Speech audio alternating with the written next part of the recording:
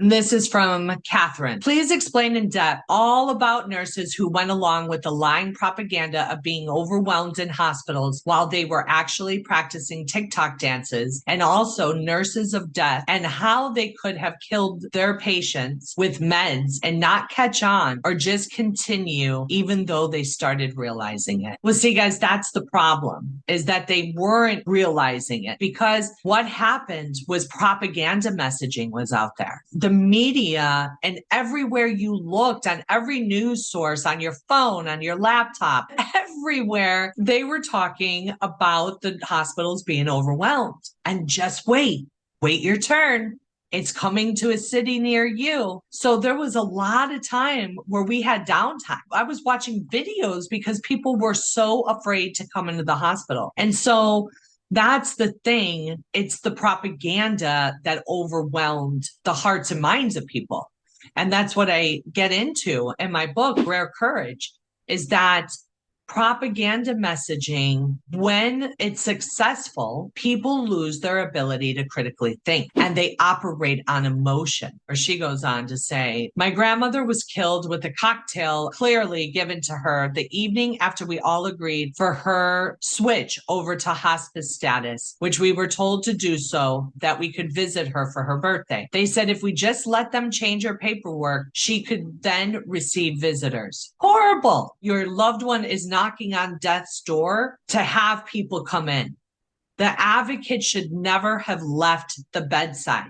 What should have happened is that the nurse asked the family member, hey, you understand that COVID is highly transmissible and you could die if you get it. Are you okay to assume all the risk? You chart that in your notes and you allow the family in. I can't tell you how many times I overturned it for a nurse that was willing to accept the family. But then you had other nurses that were happy that the family wasn't at the bedside anymore. They were like, oh, we could chill. We don't have to deal with them. That's horrible for nurses to think like that, because we don't deal with the family. The family helps the patient. Not only helps the patient recognize what they may need, but they help them eat. They help encourage them. They give them hope. They give them conversation. These patients who were COVID positive, they were in isolation and they didn't even get the same intensity of nursing care.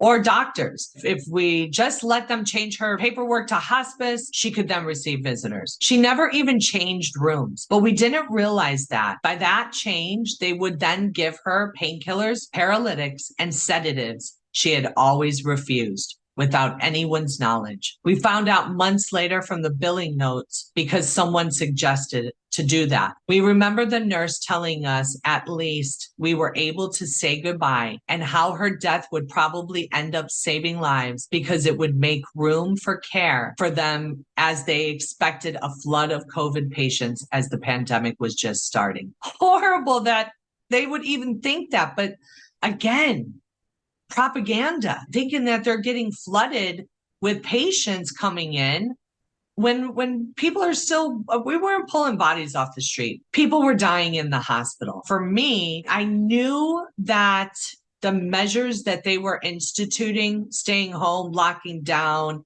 not talking to your family, not going to church, all of those were just going to cause more death and harm than we could possibly even imagine. And I'm so sorry. I've heard many of these stories. I could imagine what many of the family members, if they could write a letter, would have said to the nurses there. She was recovering from surgery and doing well up until that point, was becoming depressed because we could not visit her as planned after her surgery because the lockdowns had started. She would have been back home within another week as her recovery was going well. She did go into surgery realizing she could pass at her age just from the procedure, and we all put it in God's hands and had planned to all visit her for a birthday party, as we always came together to celebrate the matriarch of our family, responsible for so many lives. What I would say to you, again, I'm sorry, this just doesn't get easier to read this.